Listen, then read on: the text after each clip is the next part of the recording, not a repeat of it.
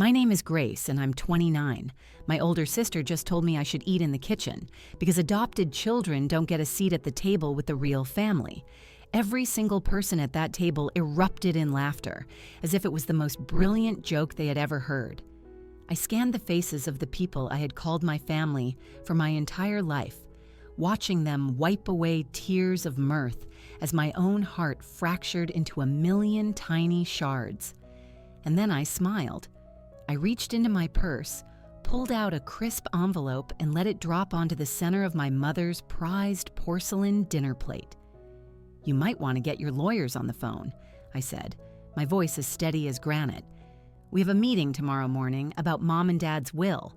Where are you watching from today? Let me know your city in the comments, and please hit that like and subscribe button if you've ever been made to feel like an outsider in your own family. You're going to want to stay for what came next."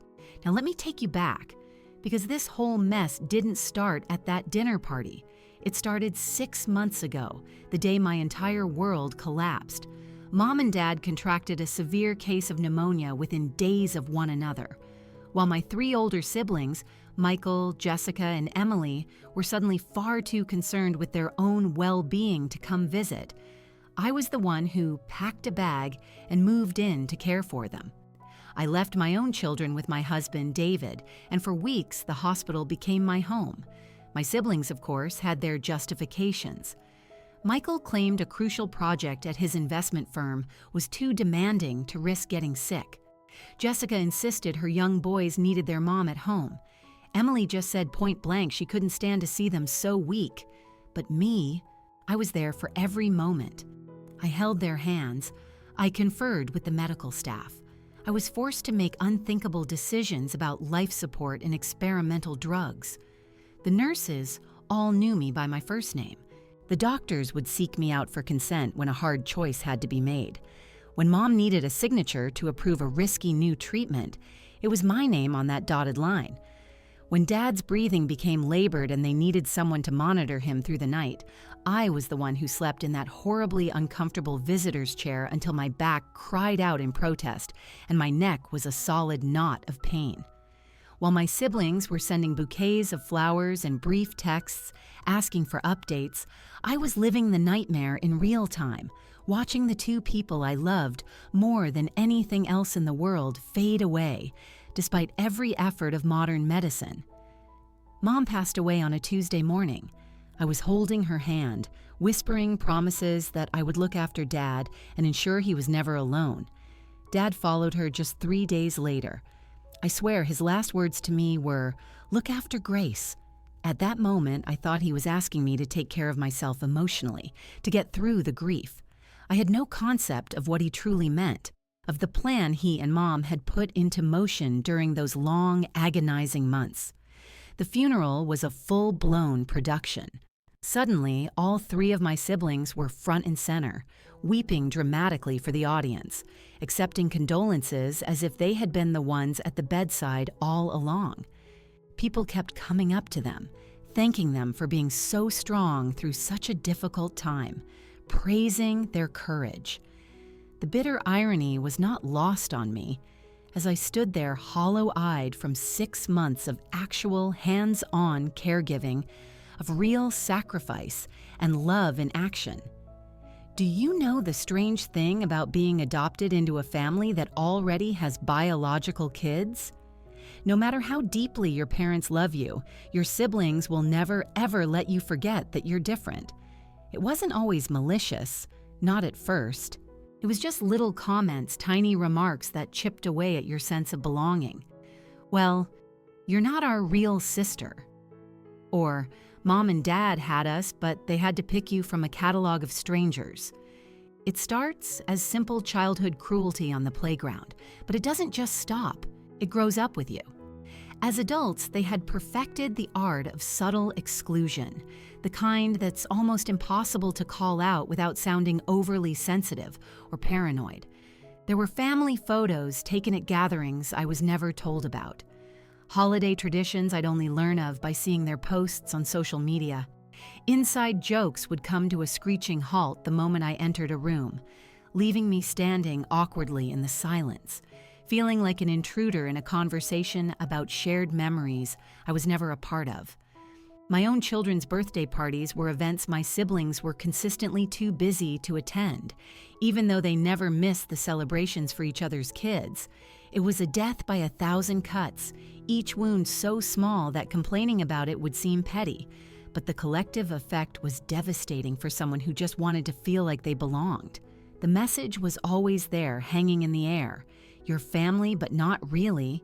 You're included, but on certain conditions. You're loved, but differently.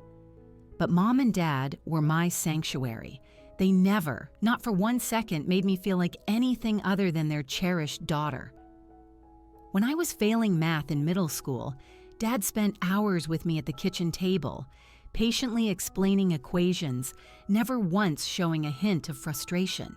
When I had my heart broken for the first time at 16, Mom just held me as I cried and joked about going to have a talk with the boy who'd hurt me. They were at every school play, every graduation, every single milestone, their faces beaming with a pride that was so genuine and unconditional, it was like a shield. They were my safe harbor in the often turbulent sea of my family, the constant, unwavering proof that I was chosen, wanted, and treasured. Whenever someone would make a thoughtless comment about my adoption, Mom would get this fierce glint in her eye and shut them down instantly. "Grace is our daughter in every single way that counts," she would say, her voice firm. "Blood doesn't create a family. Love does." After the funeral, we all gathered at my parents' house for that strange, obligatory meal people have after they've buried someone. It felt so wrong to be there without them. Their empty chairs at either end of the dining table were like silent accusations, a stark reminder that the two people who had held this fragile family together were gone forever. My siblings didn't waste any time. They immediately launched into a discussion of what they termed practical matters: selling the house, dividing up the belongings, closing bank accounts, all the sterile, tedious business that follows a death. It made my skin crawl how swiftly they pivoted from grief to greed, from mourning to money. "We should get the house appraised as soon as possible," Michael said, slicing into a piece of ham as if we were discussing weekend brunch plans instead of dismantling our childhood home. "The market is hot right now. We wouldn't want to miss this window." Jessica nodded eagerly, already spending the money in her head. "And we need to go through Mom's jewelry box. She had some very valuable pieces that need a professional appraisal. That diamond tennis bracelet alone must be worth a small fortune." Emily, ever the organizer, was already tapping away on her phone, making lists. "I can handle all the financial accounts," she offered. "I'm good with that sort of thing, and my job gives me experience dealing with banks. I just sat there listening to them carve up our parents' lives like a Thanksgiving turkey, a wave of nausea washing over me. These people, who couldn't be bothered to visit during the most profound crisis of Mom and Dad's lives, were now chomping at the bit to claim their inheritance. The very house I had cleaned and maintained while caring for our sick parents. The jewelry I had helped Mom sort through when she was too weak to lift the boxes herself.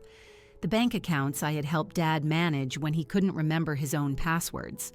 The casual, detached way they spoke of liquidating everything, of turning cherished memories into dollar signs, made me realize just how fundamentally different our views on family were. To them, our parents' legacy was a collection of assets to be converted to cash.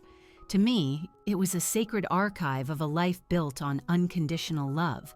That's when Emily made her big announcement about the family dinner, flashing a particular smile I knew all too well from my childhood.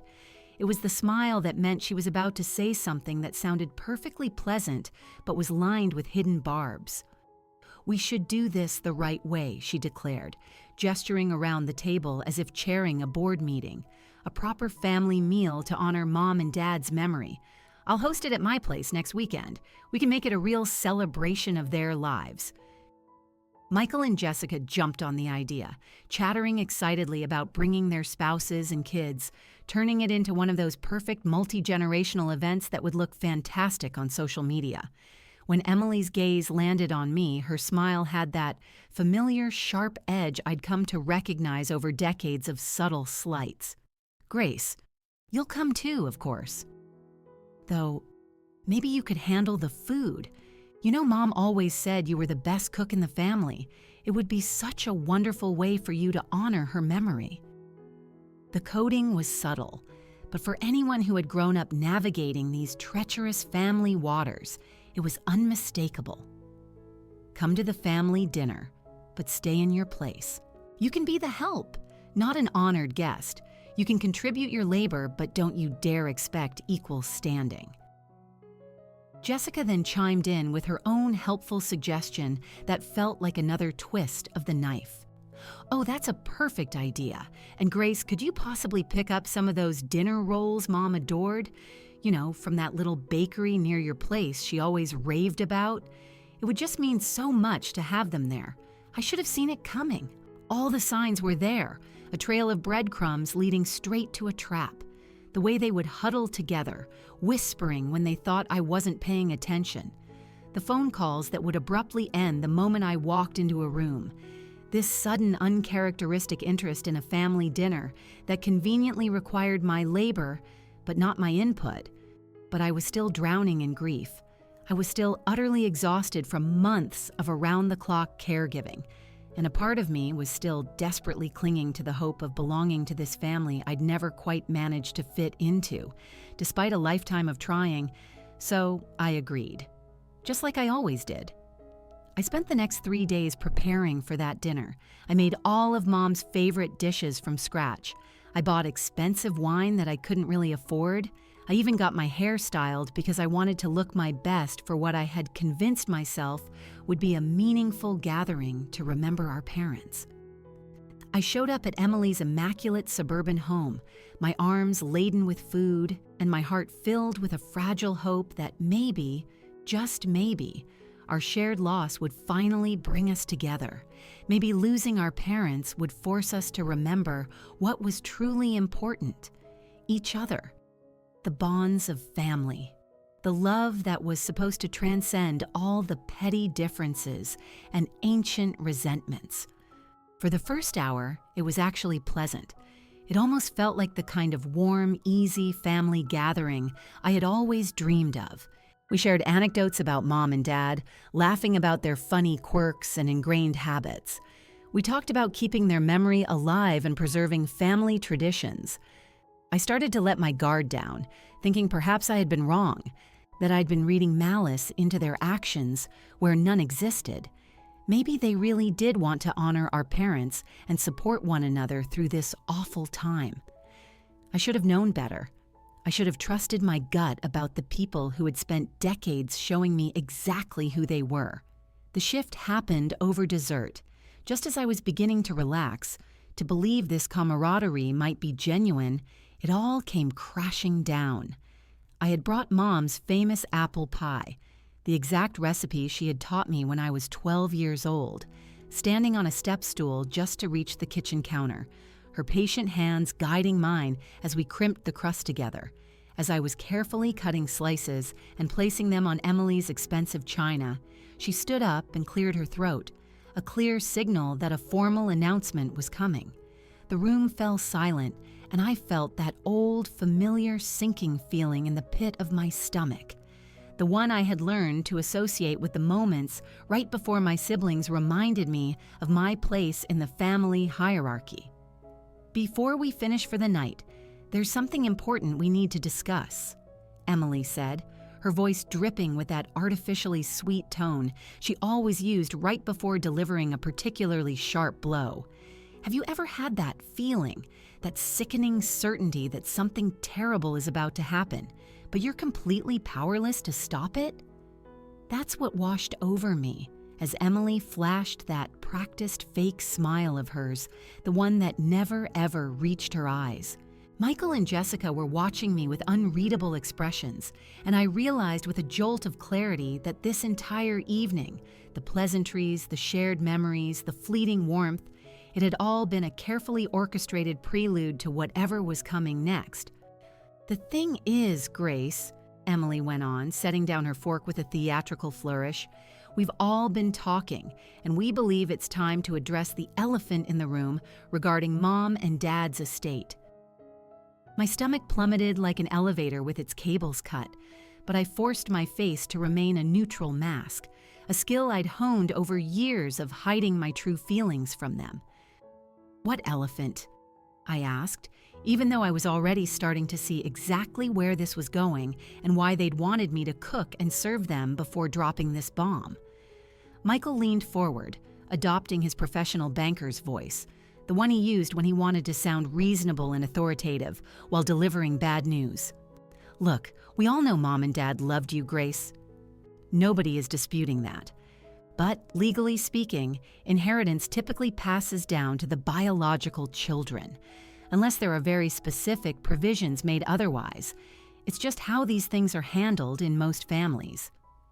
Jessica nodded with a look of profound sympathy, as if she were delivering sad but unavoidable news over which she had no control, like a weather forecaster reporting a hurricane. "We're not trying to leave you with nothing, Grace. We would never want to do that. But the house, the investment portfolio, the life insurance payouts, we're talking about a significant amount of money here. It really ought to stay within the bloodline, you know? It's what makes the most sense from a legal and a practical standpoint." I just blinked, slowly, trying to process the sheer audacity of what they were saying. These people, who had barely lifted a finger to help our dying parents, who were too busy, or too scared, or too self-important to show up during the greatest crisis of our family's life, were now sitting here, telling me I didn't deserve an equal share because I wasn't biologically related to the people who had raised me. It was breathtaking, but somehow not at all surprising. Mom and Dad never made any distinction between their biological children and their adopted child, I said carefully, forcing my voice to remain level despite the firestorm of rage building inside my chest. They always treated us exactly the same. Emily waved her hand dismissively, as if swatting away a child's naive fantasy. "Oh, Grace, you know that's just something parents say to be politically correct and make everyone feel included. When it comes to actual money, to serious wealth, people think differently about bloodlines and legacy. It's only natural. Besides, you're married to David. You have his income to fall back on. For us, this is our only real shot at long-term financial security." The logic was so warped it took me a second to untangle the layers of self-serving manipulation. Because I was happily married, I needed the inheritance less? Because they had emotionally abandoned our parents, they somehow deserved a greater financial reward? Because I had built a loving partnership outside of this toxic dynamic, I should be content with whatever scraps they decided to throw my way. Plus, Jessica added with that cloying tone of faux concern I remembered so vividly from our childhood, "You've been the one handling all their affairs recently, managing their care and their finances. We just want to be sure everything has been handled properly and legally. No offense, but you're not exactly an expert in estate planning. We need to protect everyone's interests here." The implication hung in the air like a foul odor. They weren't just questioning my right to inherit. They were questioning my competence, my integrity. I looked around the table at the three of them, searching for any glimmer of the siblings I had once looked up to. Michael was suddenly fascinated by the crumbs on his dessert plate, refusing to meet my gaze. Jessica was nervously fiddling with her wedding band. Only Emily maintained her brittle smile, clearly proud of herself for having orchestrated this difficult conversation with such masterful diplomacy. And that's when it hit me like a physical blow. This wasn't a spontaneous discussion. They had planned this. The entire evening, the coordinated talking points, the setting, the timing, it was all a calculated ambush. This dinner wasn't about honoring Mom and Dad. It was a pressure campaign designed to guilt me into voluntarily forfeiting my inheritance before the will was even read. They figured if they presented a united front, made me feel enough like an outsider, and questioned my integrity loudly enough, I would just quietly step aside and let the real children claim what they believed was rightfully theirs. I stood up slowly, the legs of my chair scraping against Emily's polished hardwood floor, the sound unnaturally loud in the tense silence. "Well," I said, my voice surprisingly steady given the emotional tremor rattling my insides, "this has been illuminating." I walked into the kitchen and began gathering the serving dishes I had brought, the food I had made with so much love and misplaced hope. Behind me, I could hear them whispering urgently, probably debating whether to push harder or let me go. "Grace, don't be so dramatic," Michael called out as I packed my things. "We're family.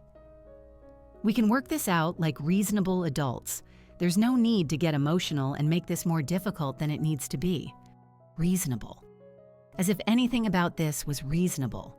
As if ambushing someone at a dinner to demand they surrender their inheritance was a normal family discussion. I turned to face them one last time, my hands full of the pie plates that held the remnants of my mother's recipe. "You know what I think is reasonable?" I asked, locking eyes with each of them in turn. "I think it's reasonable that the daughter who spent 6 months of her life caring for her dying parents, who sacrificed her own family and her own well-being, might deserve the same consideration as the children who were too busy to help." Emily's carefully constructed composure finally cracked, revealing the raw desperation underneath. "That's not fair, Grace. We have responsibilities. We have jobs and families to protect. We couldn't just drop everything the way you did. It's a luxury not all of us have." "So did I." I cut her off, my voice sharp. "I have a job. I have a husband. I have children who need their mother. But I chose to prioritize Mom and Dad because that's what family is supposed to do. Or at least, that's what I used to think." I picked up my purse, reaching inside for the envelope I'd been carrying with me for the past 3 weeks. The reading of the will was scheduled for 10 o'clock the next morning at Davies Associates, the law firm that had handled my parents' affairs for over 2 decades.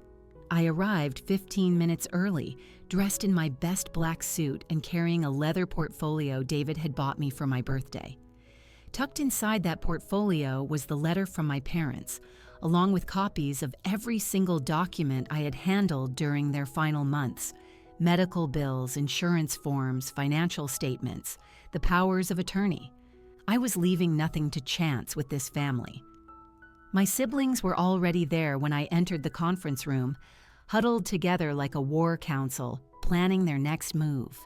Michael had brought his wife, Linda, a sharp-featured woman who worked in corporate law and carried herself with the predatory air of someone who relishes finding loopholes. Jessica was flanked by her husband, Tom, an accountant who presumably understood the complexities of large estates.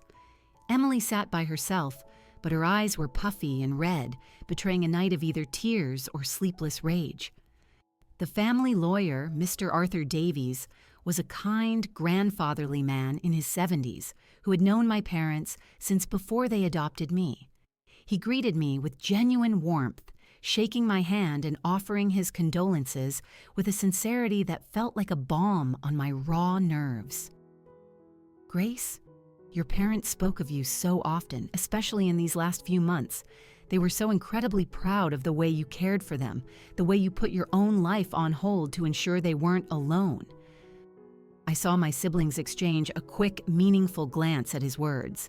They were likely trying to figure out if he knew about the letter, if he was part of my parents' plan, if the fight they were gearing up for was already a lost cause. Mr. Davies took his seat at the head of the long, polished table and opened a thick file folder. "Before we begin the formal reading," he said, looking directly at Michael, Jessica, and Emily with a steady gaze honed by decades of delivering difficult family news, "I want to address something to prevent any confusion. Yesterday, Grace showed me a letter your parents instructed me to give her after the funeral. I presume she has shared its contents with all of you?" Michael cleared his throat, attempting to seize control of the room. "We've heard her version of things, yes. But Arthur? Surely our parents couldn't have intended to completely disinherit their biological children. There must be a mistake, some kind of misunderstanding. Perhaps they were not of sound mind when these changes were made. Mr. Davy's expression remained placid, but a glint of steel appeared in his eyes. There's no mistake, Michael. Your parents came to see me 8 months ago at the height of their illness, and they made very specific, very deliberate revisions to their will. They were completely lucid, and they made these choices after careful thought and numerous discussions about their final wishes.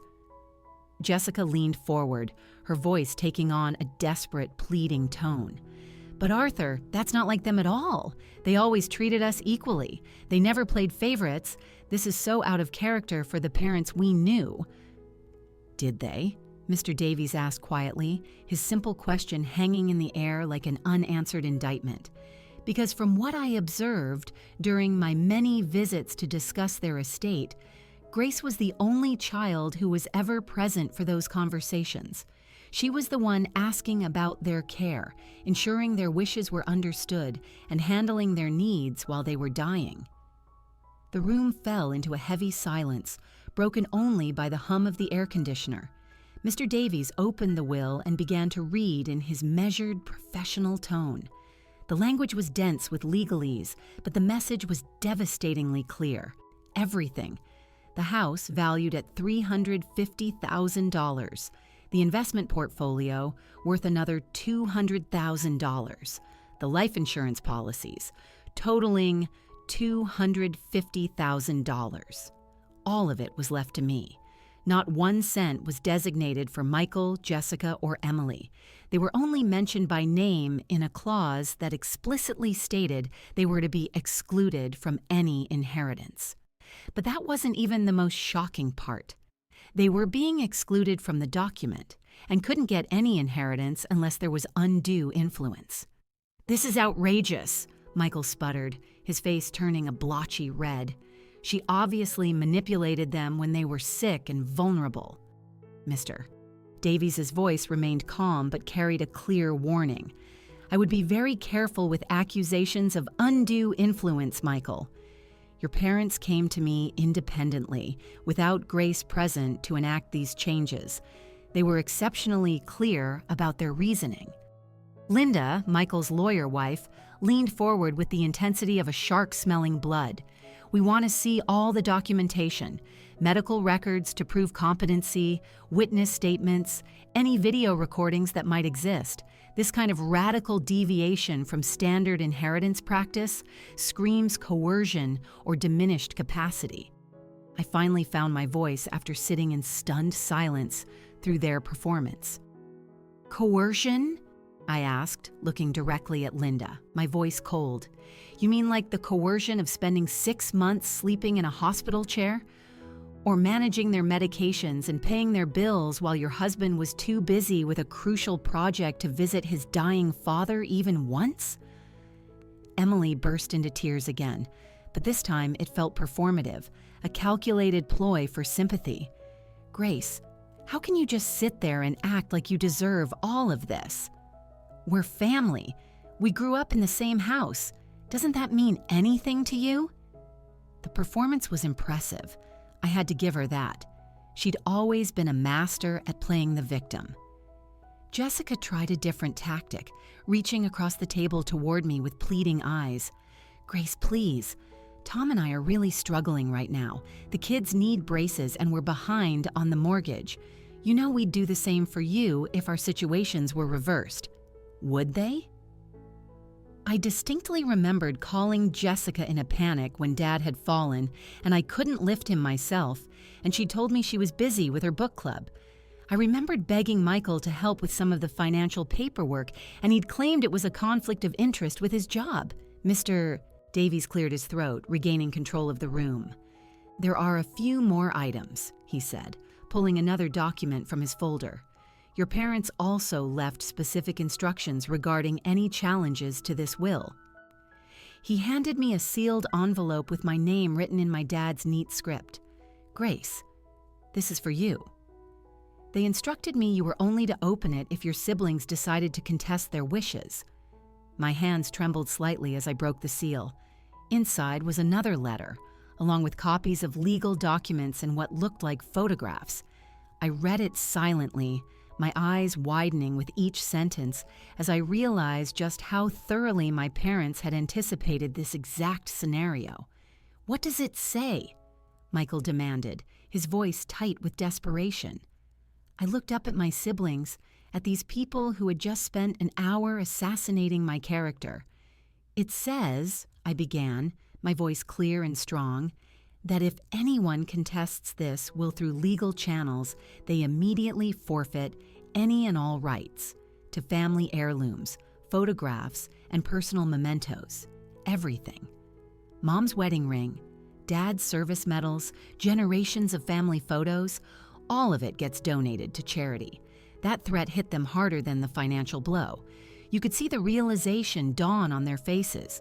Their greed was about to cost them the very history they claimed to cherish. Emily was sobbing openly now, and for the first time it sounded genuine. "They really hated us," she whispered, her voice cracking with real pain. "Our own parents hated us." The anguish in her voice almost broke my heart. Despite everything, these were still the people I'd grown up with. "They didn't hate you," I said softly, and I meant it. "They were disappointed in you. There's a difference." Michael whirled on me, his face contorted with fury. "Disappointed? We're successful. We have stable careers, good families. What more could they have possibly wanted from us?" "Your presence," I replied simply. "Your time. Your care when they needed you the most. A visit that lasted longer than an hour and wasn't squeezed between more important meetings." The truth settled over the room like a toxic fog. Deep down, they knew I was right. Mr. Davies began to gather his papers, signaling the meeting was over. "Grace, you'll need to come in next week to begin the process of transferring the assets." As everyone started to leave, Jessica made one last desperate plea. "Grace, please, can't we at least split the house? It's where we all grew up. It has so much history. Surely that means something." I thought about that house, the place where I had never truly felt I belonged. "You're right," I said, turning back to face them one last time. "It does have a lot of family history, and most of it is painful for me. I'll be putting it on the market as soon as possible. Those aren't memories I care to live with." The drive home felt surreal. In the span of 2 days, I'd gone from being the family outcast to a woman with a level of financial security I never dreamed possible. When I got home, David was waiting for me, his eyes full of concern. "How bad was it?" he asked, pulling me into a hug. I buried my face in his chest and finally let the tears come. Not tears of sadness, but of overwhelming gratitude for parents who had protected me even after they were gone. "They left me everything," I whispered. "The house, the investments, all of it." He pulled back, his eyes wide, and when I nodded, he lifted me off my feet and spun me around the kitchen, both of us laughing and crying at once. Our kids, Mia and Noah, came running in. "What's going on?" Mia asked. I knelt down to their level. "Grandma and Grandpa left us some money to help take care of our family," I explained. Noah's eyes lit up. "Does this mean we can finally get a dog?" We all burst out laughing. Leave it to a child to cut through all the adult drama to what really matters.